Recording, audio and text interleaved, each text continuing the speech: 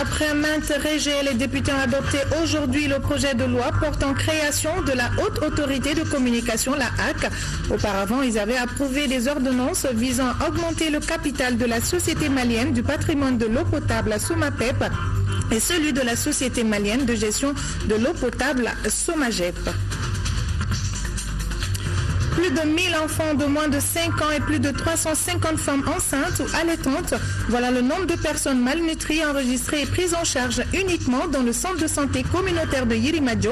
Des chiffres qui donnent froid au dos. Ce bilan de 2014 a été présenté ce matin aux partenaires en visite dans le dit centre. La 5e édition du festival Kalankadi a ouvert ses portes hier à l'Institut français du Mali. L'événement a rassemblé plusieurs auteurs et illustrateurs de la Côte d'Ivoire, du Ghana, de la France. Les temps forts de ce festival dans cette édition. Vous êtes sur le RTM, vous avez fait le bon choix. Bonsoir à tous et bienvenue dans la grande édition. Tout d'abord et en images, après le sommet de la CEDEAO, le président de la République a regagné Bamako hier dans la soirée. Il a été accueilli à sa descente d'avion par le Premier ministre, des membres du gouvernement, des présidents d'institutions ainsi que d'autres personnalités. Rappelons qu'Ibrahim Boubacar Keïta était à Accra au Ghana pour la 47e conférence des chefs d'État et de gouvernement de la CEDEAO. Voilà donc l'arrivée du président de la République en provenance d'Accra au Ghana, où il a pris part à la 47e conférence des chefs d'État et de gouvernement de la CEDEAO. Il a été accueilli à sa descente d'avion par le Premier ministre, des membres du gouvernement, des présidents d'institutions ainsi que d'autres personnalités. Il est revenu hier dans la soirée. Des sanctions ciblées seront prises contre tout ce qui constitue un blocage dans la bonne mise en œuvre de l'accord de paix et de réconciliation au Mali. Ainsi en a décidé la 47e session ordinaire de la conférence des chefs d'État et de gouvernement de la CEDEAO qui a pris fin hier à Accra au Ghana. Le président de la République, Ibrahim Boubacar Keïta, n'a pas manqué de saluer les efforts accomplis par la CEDEAO en faveur du Mali. La présente conférence a également désigné Macky Sall du Sénégal comme président en exercice. Envoyés spéciaux, Amadou Sankaré et Idrissa Traoré. Il aura fallu 6 heures de huis clos aux chefs d'État et de gouvernement pour produire un communiqué final. Un document dans lequel il est question de santé, d'éducation, d'environnement, de culture, mais surtout de paix et de sécurité. Sur ce dernier point, le communiqué porte une attention toute particulière à la situation au Mali. La conférence félicite son Excellence Ibrahim Boubacar Keïta, président de la République du Mali et son gouvernement, ainsi que les mouvements de la plateforme d'Alger et les composantes de la coordination de l'Azawad ayant signé l'accord pour leur attachement à ces valeurs et au bien-être des populations maliennes. La conférence exhorte les autres composantes de la CMA, à la suite du paraphe intervenu à Alger le 14 mai, à faire résolument le choix de la paix et de la réconciliation en procédant sans délai à la signature de l'accord. La conférence en appelle à la mise en œuvre effective et intégrale de l'accord. Elle envisage de recourir par des canaux appropriés à l'application de sanctions ciblées contre tous ceux qui entraveraient cette mise en œuvre ou qui tenteraient de bloquer le processus de paix.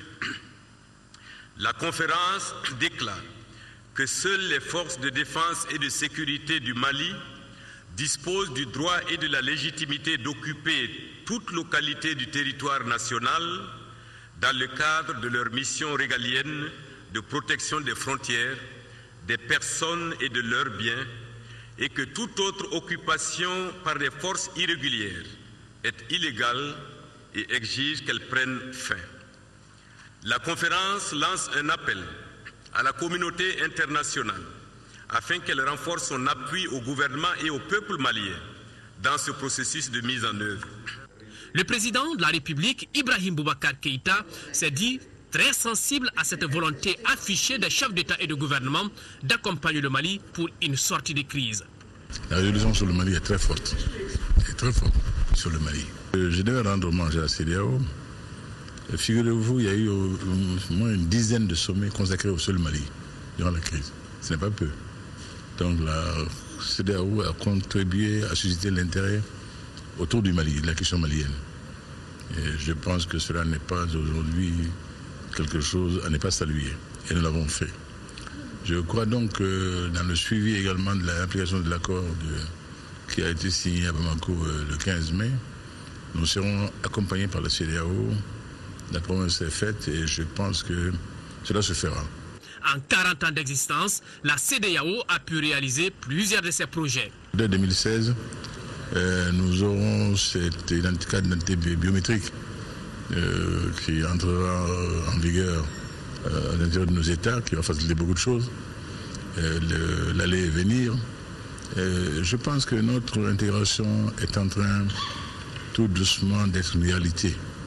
On sort de la théorie, on sort de l'académisme pour la réalisation concrète de ce que les populations de nos différents États ont toujours souhaité.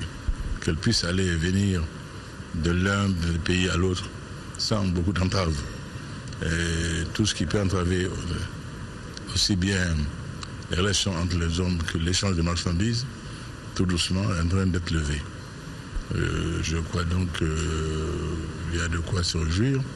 Pour l'accord de partenariat économique également, 13 pays sur 15 sont aujourd'hui signataires de cette APE. Ceux qui ne sont pas encore seront entrepris pour qu'ils le fassent dans les meilleurs délais, pour que notre ensemble là aussi soit cohérent dans la démarche. À l'issue de cette 47e session, les chefs d'État et de gouvernement ont porté à la tête de l'institution le président Macky Sall du Sénégal pour un mandat d'un an. Je déclare ainsi close la 47e conférence des chefs d'État et de gouvernement de la CEDEAO. On est ainsi décidé. Ici à Bamako, le représentant de l'Union africaine pour le Mali et le Sahel a été reçu ce mercredi en audience par le président de la République, Ibrahim Boubacar Keïta. Pierre Buyoya est venu féliciter le président pour la signature de l'accord de paix le 15 mai dernier. Il a également réitéré le soutien de l'Union africaine pour la mise en application de cet accord. À sa sortie d'audience, Pierre Buyoya est au micro de Salimata Ndaou.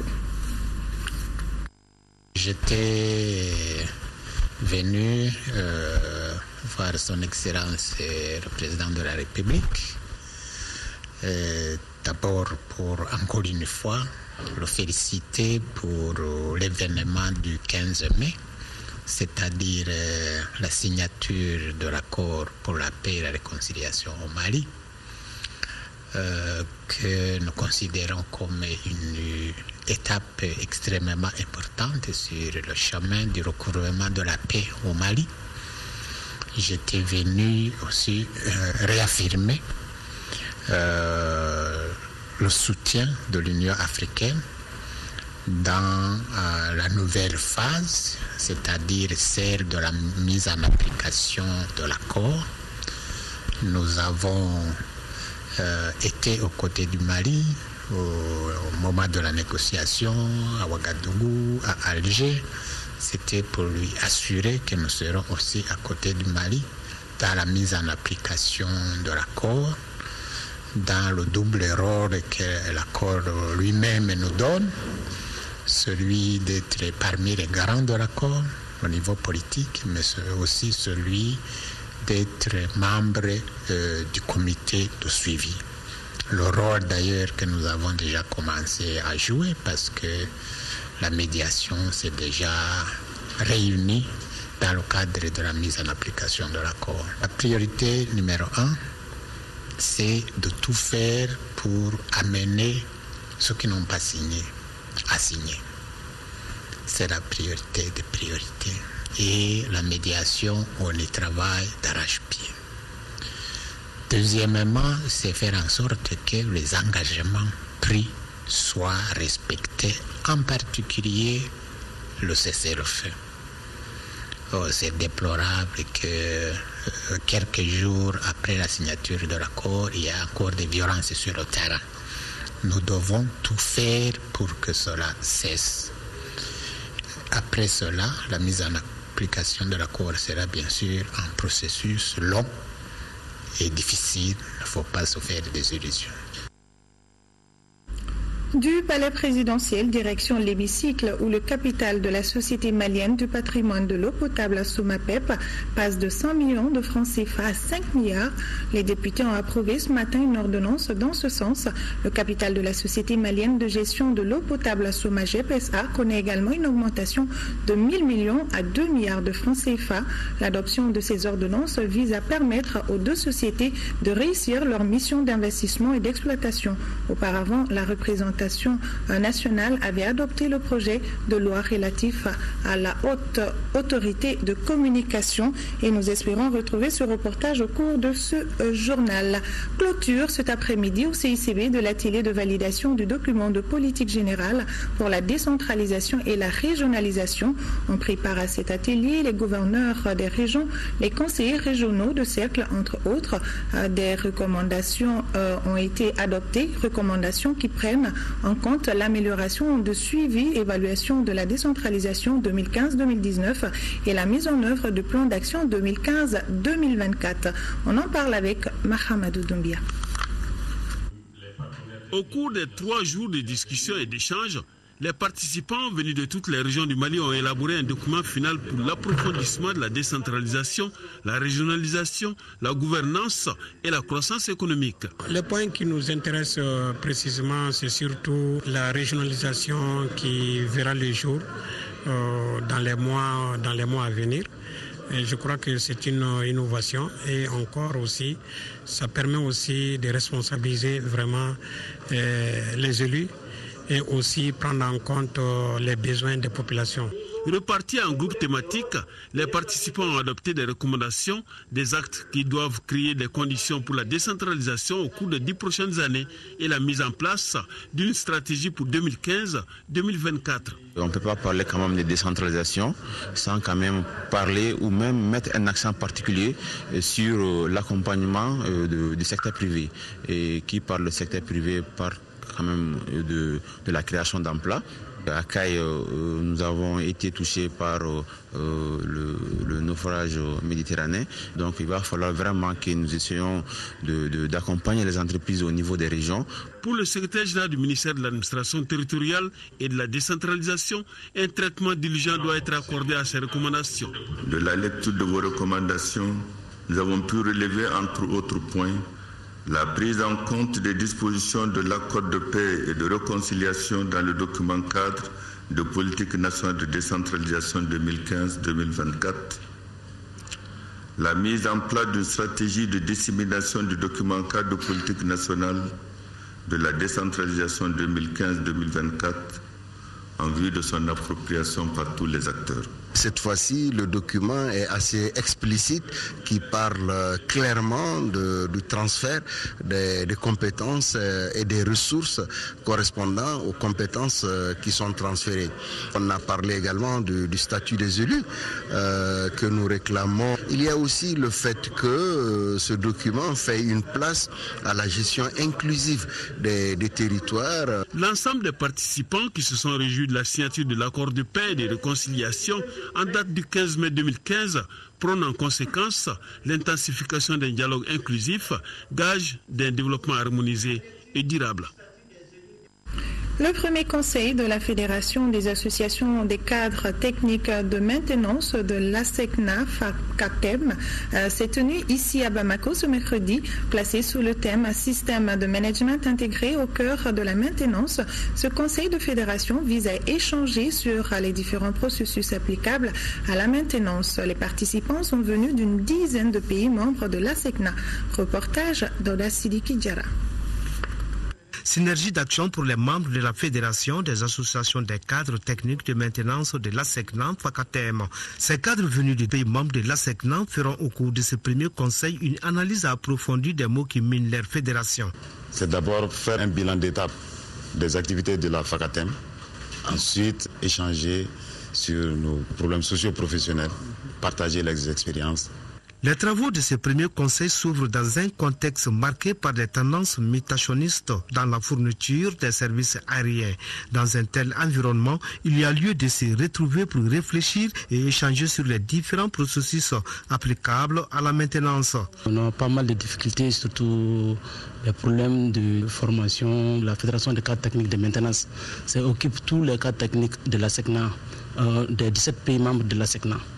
Je reste fermement convaincu que la survie de notre instrument commun d'intégration passe par l'accroissement de ses performances dans la fourniture d'un niveau de service plus élevé et donc plus compétitif au regard des exigences de plus en plus marquées des compagnies aériennes. Je voudrais saisir cette occasion pour lancer un appel pressant aux travailleurs que vous êtes, à plus de savoir-faire, d'imagination et de professionnalisme, afin de marquer plus encore les avantages comparatifs de notre système aéronautique sur le plan international. Vous le pouvez et il suffit d'y croire. Aujourd'hui, la Fédération des associations des cadres techniques de maintenance de la SECNA veut faire de l'excellence son credo. La Fédération exhorte ses membres à persévérer dans cette dynamique. La plateforme des mouvements d'autodéfense a animé hier un point de presse quelques jours seulement après la signature de l'accord pour la paix et la réconciliation issu du processus d'Alger. Les responsables de la plateforme ont tenu à apporter quelques clarifications liées à la situation sécuritaire dans certaines parties du nord de notre pays, tout en dénonçant les crimes perpétrés au quotidien et la passivité de la communauté internationale. Ils ont réitéré leur engagement pour la paix et la sécurisation des populations dans un Mali uni. Nous vous proposons de suivre un extrait de la déclaration avec le porte-parole de la plateforme, Maître Aruna Touré, propos recueillis par Modibo Mariko. Pour informer l'opinion nationale et prendre l'opinion internationale également à témoin de ce que il y a des crimes qui se passent en ce moment, avant la signature de l'accord, pendant la signature de l'accord, des crimes atroces sont commis et les crimes continuent dans le nord du Mali. À notre grand étonnement, la communauté internationale ne l'évoque pas, ni dans nos relations avec elle, ni sur les médias internationaux. Lorsque, par la volonté de Dieu et des populations de Ménaka, la plateforme a été amenée à occuper Ménaka, ça a soulevé les cœurs du côté de la médiation internationale. L'amusement n'a jamais cessé de nous intimer l'ordre de quitter Ménaka. Et dans les mêmes circonstances de temps et d'horreur, la communauté internationale oublie ou feint d'oublier que le Mali est un grand pays, une grande nation, et qu'une partie de son peuple est en train de mourir et de souffrir sous les coups de feu de la coordination du mouvement de l'Azawad. Mais ne dit rien. Nous sommes donc tenus de faire une conférence de presse de protestation et d'information. Par rapport aux populations, c'est un message de solidarité vis-à-vis de ces populations qui sont attaquées régulièrement, pillées, humiliées, vandalisées, sans aucune réaction, bien entendu, de notre pays qui n'en a pas les moyens, on le comprend, mais surtout de la communauté internationale qui est prétendue être là pour les protéger, pour protéger ces mêmes populations. Rien ne se fait, rien n'a été entrepris, rien n'a été accompli pour protéger ces populations. Les questions de sécurité, on l'a évoqué. Dommage, on a dit qu'on ne peut pas assurer la sécurité de l'ensemble du territoire. Il faut que l'armée malienne se mobilise. Il faut que l'armée soit forte. C'est l'armée qui fait les grandes nations. Il faut que notre armée, que nos populations donnent tous les moyens à notre armée pour que l'armée puisse quadriller l'ensemble du territoire. Sinon, il n'y aura pas de sécurité. L'accord ne nous apportera ni la paix ni la sécurité. C'est notre armée seule qui peut le faire. L'État malien fait déjà beaucoup. Avec ses moyens, ses capacités, ses doutes. On comprend dans quel état il est. Il est tenu à la gorge. Il cherche à se démettre du joug sous lequel on le met. On va y arriver. Il faut de la patience et il faut aussi que les Maliens se mobilisent. Il faut que les Maliens se mobilisent. Et l'association des anciens cheminots pour la sauvegarde du rail, l'Alliance de la communauté arabe du Mali, l'association des fonctionnaires et diplomates à la retraite du ministère des Affaires étrangères et de la coopération internationale du Mali, le Parti populaire pour le progrès, PPP Djamadjigui, se réjouissent de la signature de l'accord de paix et de réconciliation intermalien à Bamako le 15 mai dernier. Je le disais dans les titres, 1121 enfants de moins de 5 ans et 352 femmes enceintes ou allaitantes malnutries ont été prises en charge au centre de santé communautaire de Yirimadjo en 2014. Le bilan a été présenté aux partenaires ce matin lors de leur visite de travail au centre. L'ambassadeur du Japon au Mali et la représentante du PAM au Mali ont écouté avec intérêt les techniciens du centre et les bénéficiaires des programmes de traitement de la malnutrition aiguë. C'était en présence de notre reporter Mamoudou Sidibé. Le centre de santé de Yirimadjo, bénéficiaire du programme de traitement de la malnutrition aiguë, a reçu ce matin la visite des partenaires de ce programme. Il s'agit de l'ambassadeur du Japon au Mali et la représentante du programme alimentaire mondial au Mali. Dans ce centre, 1121 enfants de moins de 5 ans malnutris aigus ont été pris en charge, ainsi que 352 femmes enceintes ou allaitantes malnutries pour la seule année 2014. J'ai l'impression, je suis très heureux. Oui, notre aide soit utilisée d'une manière très efficace et puis appréciée par le peuple des habitants. Au cours de la même année 2014, avec l'assistance du PAM, 964 cas de malnutrition aiguë moderne ont été traités. Grâce à des donations comme celle du Japon, nous apportons les produits qu'il faut pour les enfants en dessous de 2 ans qui sont malnutris. C'est-à-dire qu'ils n'ont pas la taille ou ils n'ont pas le poids qu'il faut pour un enfant de leur âge. Et ça, c'est souvent dû au fait qu'ils n'ont pas eu les aliments qu'il faut pour grandir. Et si on ne les traite pas pendant ces 2 premières années, leurs cerveaux ne peuvent pas se développer. Malgré les résultats satisfaisants, le CESCOM de Yirimadjo est confronté à des difficultés qui sont entre autres l'insuffisance de personnel formé pour la prise en charge des cas, l'insuffisance des ressources et la suspension de certaines activités en hivernage suite à l'inondation du centre. Et ce communiqué, le Conseil national des prix a tenu sa 2e session de l'année 2015, le mardi 19 mai 2015, à partir de 10h dans la salle de conférence du ministère du Commerce et de l'Industrie sous la présidence du ministre du Commerce et de l'Industrie, M. Abdel Karim Konaté, ont pris part à cette session les représentants des services publics, les représentants de l'Union nationale des travailleurs du Mali, les représentants des associations des consommateurs, les distributeurs de produits de première nécessité, riz, sucre, huile, etc. Les échanges ont porté sur l'approvisionnement du pays en produits de première nécessité et sur les mesures à prendre pour assurer la maîtrise des prix. À l'issue des débats, le Conseil national des prix se réjouit de l'approvisionnement correct du pays en produits de première nécessité avec des stocks supérieurs au seuil d'alerte, à savoir sucre, 106 100 tonnes pour un prix compris entre 400 et 500 francs le kilo. Les stocks de sucre couvrent 229 jours de consommation nationale. Huile, 24 400 tonnes pour un prix compris entre 600 et 850 francs le litre. Les stocks d'huile couvrent 90 jours de consommation nationale. Lait, 7015 tonnes pour un prix compris entre 2500 et 3000 francs le kilo. Les stocks de lait couvrent 92 jours de consommation nationale. Riz, 43 000 tonnes pour un prix compris entre 300 et 375 francs le kilo. Céréales sèches, 1000 sorgho maïs, les stocks sont supérieurs aux besoins nationaux et les prix sont stables. A été informé de l'adoption du projet de loi portant protection du consommateur en Conseil des ministres et de sa propagation par l'Assemblée nationale, par l'Assemblée nationale pour la session parlementaire en cours, se réjouit de la réussite du démarrage de la campagne de commercialisation 2014-2015 au titre de l'opération jumelage et la fixation du prix au détail du sucre à 480 francs le kilo. Le Conseil national des prix encourage le département du commerce et de l'industrie à poursuivre et à renforcer la concertation entre les acteurs pour le ravitaillement régulier du pays en produits de première nécessité et à des prix compatibles avec le pouvoir d'achat des consommateurs, fait à Bamako le 19 mai 2015 le Conseil national des prix.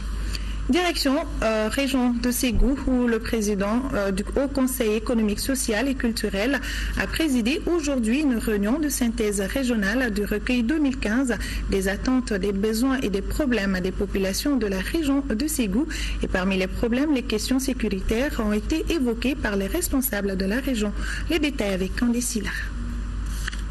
Des secteurs de l'agriculture, l'élevage, la pêche, à l'environnement, l'eau, l'hygiène et l'assainissement en passant par l'administration générale, cette rencontre du Conseil économique, social et culturel avec les cadres de la région de Ségou aura permis de faire un large tour d'horizon des principales préoccupations des populations. De façon générale, par rapport au recueil de l'année précédente, si les attentes ont été comblées pour certains problèmes avec les subventions de l'engrais et des semences, beaucoup d'efforts restent encore à faire au niveau de la région à forte potentialité agricole. Cette visite d'échange nous offrira l'occasion de porter les problèmes et les attentes de la société civile de la 4e région à la connaissance de l'une des voies les plus autorisées et des plus écoutées dans le domaine du développement économique, social, culturel au Mali. À ces problèmes récurrents, un accent particulier a été mis sur les questions sécuritaires. Si la signature de l'accord d'Alger intervenu le 15 mai dernier a été saluée par les intervenants, sa mise en œuvre nécessite la mobilisation de chaque Malien. Les problèmes sont certes récurrents, mais nous sommes venus également évaluer ce qui a été amélioré jusqu'à présent. Et je pense qu'il y a des débuts de solutions à un certain nombre de problèmes déjà évoqués. Nous avons également profité de cette occasion pour parler du problème de la paix. Tout en prenant bonne note de l'ensemble des préoccupations, le président de l'institution a assuré du suivi correct de ces préoccupations. Je l'ai annoncé dans ce journal à l'hémicycle, le capital de la Société malienne du patrimoine de l'eau potable à SOMAPEP passe de 100 millions de francs CFA à 5 milliards.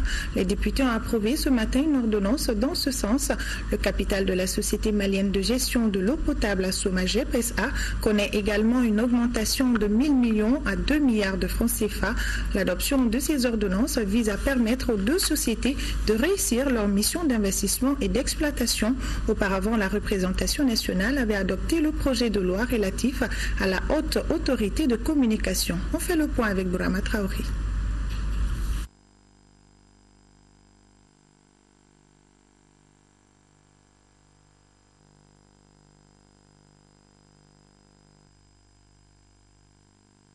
Voilà, nous avons un petit souci technique. Nous espérons retrouver ce reportage au cours de ce journal. Et nous continuons ce journal, cette action humanitaire de l'Agence musulmane d'Afrique, Bureau du Mali et Direct Aid en faveur des populations démunies du cercle de Douanza. Ils ont procédé à la distribution d'un important lot de vivres à 1000 personnes. Coût de cette opération, plus de 32 millions de francs CFA. Jules Sambo Sissoko. On n'arrête pas avec la dimension sociale d'une initiative. Cela est bien compris par les responsables de l'Agence musulmane d'Afrique et Direct Aid. Les deux structures viennent d'apporter un appui alimentaire consistant à 1000 personnes démunies du cercle de Douanza. Cette donation également vient à point nommé, car dans moins de 2 mois, de Ramadan, qui est un mois de forte consommation alimentaire. La paix, la solidarité, le Mali en a vraiment besoin. Des valeurs à cultiver et à partager aux 4 points cardinaux de notre pays. Nous remercions très sincèrement l'Agence des musulmans d'Afrique. Nous leur demandons de rester à nos côtés parce que tant les besoins sont grands, les attentes aussi sont très grandes. Cette cérémonie de distribution de vivres à Douanza s'est déroulée dans une organisation empreinte de discipline.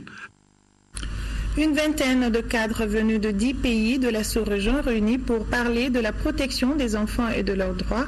La rencontre est organisée par l'École de maintien de la paix à Lune-Blondin-Bay en partenariat avec l'ONG Save the Children. L'objectif est de prendre des dispositions utiles en vue d'une meilleure protection des enfants. Le point avec Batraouri. Les enfants constituent aujourd'hui les premières victimes des conflits armés où de nombreux cas de violation sont constatés. Certains enfants sont séparés des forces de leurs parents. D'autres sont exposés à l'exploitation et aux abus sexuels. Des enfants sinistrés ou traumatisés sont dénombrés dans plusieurs pays. Des situations qui amènent l'école de maintien de la paix à Lune-Blondin-Bay et l'ONG Save the Children à organiser une rencontre à l'intention des participants venus de la sous-région. Il s'agit d'échanger et de discuter sur d'éventuelles dispositions à prendre pour la protection et la défense des droits de l'enfant. Les modules dispensés sont relatifs à la compréhension et au développement de l'enfant, à la nature des conflits et leur impact sur les enfants. Les débats se sont également étendus aux instruments juridiques et internationaux qui protègent les enfants, tout comme le code de conduite et les règles d'engagement vis-à-vis des enfants.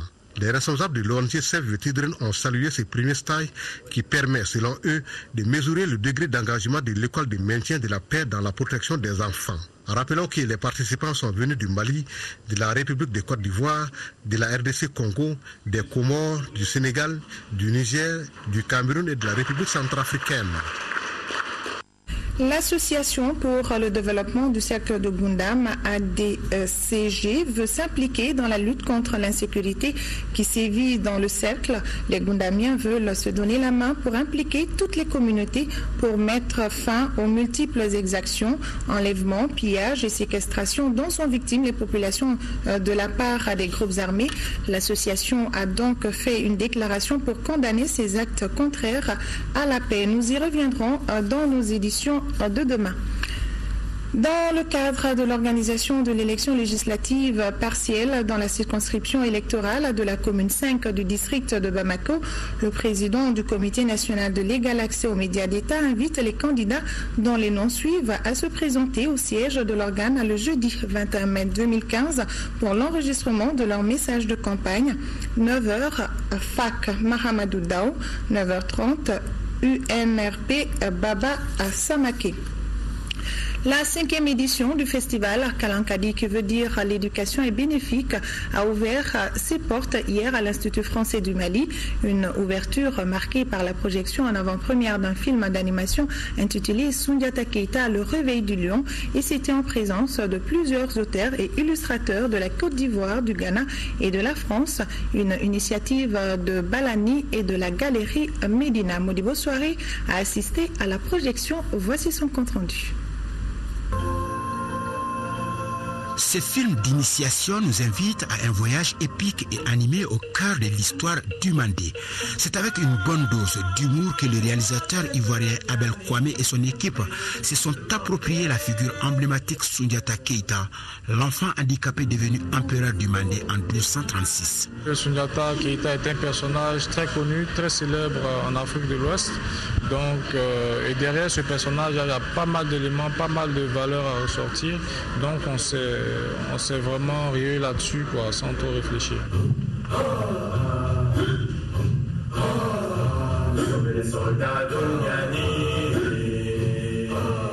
Dans ce film, Soundiata Keita, le fondateur de la charte du Mandé ou de Kouroukanfouka, considéré comme la première déclaration universelle des droits de l'homme, a beaucoup souffert des sévices de sa marade qui voulait coûte que coûte l'empêcher de prendre le trône après le décès de son père.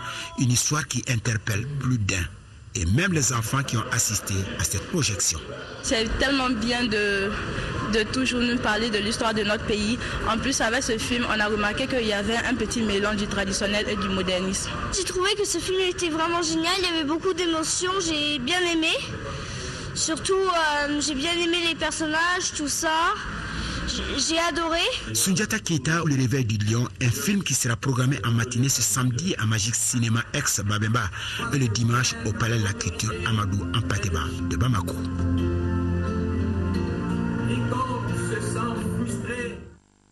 Au-delà des projections cinématographiques, le festival Kalankadi organisera en marge de sa 5e édition Une série d'activités pour le grand public, des rencontres dans les écoles de Bamako, des ateliers et performances qui seront animés par l'illustrateur français Sébastien Chevret, Kalankadi, un événement de la structure Balanif. Voilà, le rendez-vous est pris. Et le reportage de Bourama Traoré est fin prêt. À l'hémicycle, le capital de la Société malienne du patrimoine de l'eau potable à Somapep passe de 100 millions de francs CFA à 5 milliards. Les députés ont approuvé ce matin une ordonnance dans ce sens. Le capital de la Société malienne de gestion de l'eau potable à Somagep SA connaît également une augmentation de 1000 millions à 2 milliards de francs CFA.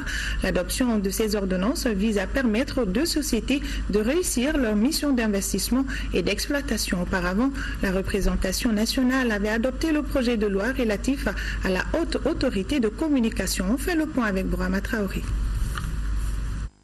La 5e fois aura été la bonne. Après 4 renvois, le projet de loi sur la création de la haute autorité de la communication est enfin adopté. La décision des députés se justifie par la pertinence du texte. La HAC autorise désormais la création des services privés de radiodiffusion et de télévision. Elle dispose également des attributions de veille et d'alerte, de contrôle et de sanctions. La finalité est d'asseoir plus de professionnalisme et de responsabilité de la presse. Tantôt, les gens écrivent des choses qui portent souvent même atteinte aux institutions. Je crois que la HAC, entre autres missions, a comme rôle justement de veiller à ce que cela ne soit pas dans notre pays. Et si c'était le cas, il faut qu'ils prennent les responsabilités. Vous savez, les organes de régulation, c'est d'immenses pouvoirs qu'ils ont dans leurs mains. J'étais à l'autorité de régulation des télécommunications. Lorsque l'organe de régulation prend une décision, ni une cour d'appel, ni un tribunal de première instance ne peut connaître. Il n'y a que la Cour suprême. Ça veut dire qu'ils ont d'énormes pouvoirs dans leurs mains. Pour le cas de la HAC, certainement qu'il faudra qu'ils veillent à ce que les décisions soient justes. C'est la crédibilité de la HAC dépendra de l'impartialité et de la justesse dans les décisions qu'ils vont prendre. La haute autorité de la communication est créée en lieu et place du Conseil supérieur de la communication et elle exercera tous les attributs de la régulation, excepté ceux dévolus au Comité national d'égal accès aux médias d'État, qui est un organe constitutionnel. La haute autorité de la communication est un organe indépendant. Par conséquent, ses membres ne peuvent ni être inquiétés, ni poursuivis pour les avis et opinions émis dans l'exercice de leurs fonctions. L'indépendance de la HAC est renforcée par l'irrévocabilité des mandats de ses membres. Un organe qui sera là pour réguler tout ce qui concerne le secteur communication est une très bonne chose pour moi. Parce que ça va nous permettre quand même de canaliser tout ce qui se passe au niveau des télés, des journaux, des radios, de réguler surtout pour l'éducation des enfants. La HAC est composée de 9 membres, dont 3 désignés par le président de la République, 3 par le président de l'Assemblée nationale et 3 par les professionnels de la communication. Ces derniers ont été choisis bien avant le vote du projet de loi. Est-ce une violation des textes, s'interrogent certains députés? Juridiquement, dès que l'ordonnance a été approuvée par le gouvernement, il rentre en vigueur. Donc juridiquement, ils avaient le pouvoir de désigner leurs représentants. Maintenant, du point de vue éthique, on peut se poser la question, quel intérêt il y avait à les désigner alors que le président de la République n'avait pas encore désigné, le président de l'Assemblée n'avait pas désigné, parce que de toute façon, même si on les désigne, la preuve c'est que la désignation a été faite depuis octobre, mais il ne peut pas travailler. Ça, c'est des questions techniques. Une autre préoccupation des députés concerne les critères de désignation des membres de la HAC. À celle-ci s'ajoute la sécurisation des informations des institutions, l'augmentation de l'aide à la presse et la fermeture de certaines radios privées. Des préoccupations auxquelles le ministre Shogel Kokala Maïga a apporté des réponses. Ensuite, la représentation nationale a approuvé une ordonnance relative à l'augmentation du capital de la Somapep SA qui passe de 100 millions de francs CFA à 5 milliards, tout comme le capital de la Somagep SA porté à 2 milliards de francs CFA contre 100 millions initialement, deuxième ordonnance adoptée par les députés. L'adoption de ces ordonnances répond à un souci, celui de permettre aux deux sociétés de disposer des ressources financières nécessaires pour faire face à leur mission d'investissement et d'exploitation. Au finish, rehausser les taux d'accès à l'eau potable. Il y a plus de 37% des Maliens qui n'ont pas accès à ce produit précieux parce que le taux d'accès national aujourd'hui tourne autour de 63,7%. Pour faire face à ces investissements, il faut être en phase avec les bailleurs de fonds. Et l'augmentation du capital que nous demandons aujourd'hui renforcera la confiance de ces bailleurs de fonds, puisque la confiance existe déjà, et facilitera surtout la mobilisation des fonds qui nous permettront d'atteindre les objectifs de 2022 que nous avons chiffrés à 290 milliards de francs CFA pour faire face aux problèmes d'eau potable des populations du Mali. Pour l'instant, l'État est le seul détenteur des capitaux de la SOMAPEP SA et de la SOMAGEP SA. Pourquoi ces capitaux ne sont pas ouverts au privé, s'interrogent les députés. En réponse, le ministre Keita souligne qu'un audit sur la gestion des deux sociétés est en cours. Après quoi, dit-il, la question sera définitivement tranchée. Juste après ce journal, vous pourrez suivre les messages de campagne du RJP, de l'Indépendance, Céliba Bengali et du parti Sadi. Et c'est tout pour ce journal. Merci à vous de l'avoir suivi. Demain, Rachel Tessougué vous donne rendez-vous pour les éditions de la matinée. Moi, je serai là pour celle du soir. Vous aussi, je l'espère. Bonne soirée à tous et ensemble de Kaya Kidal, bâtissons notre Mali.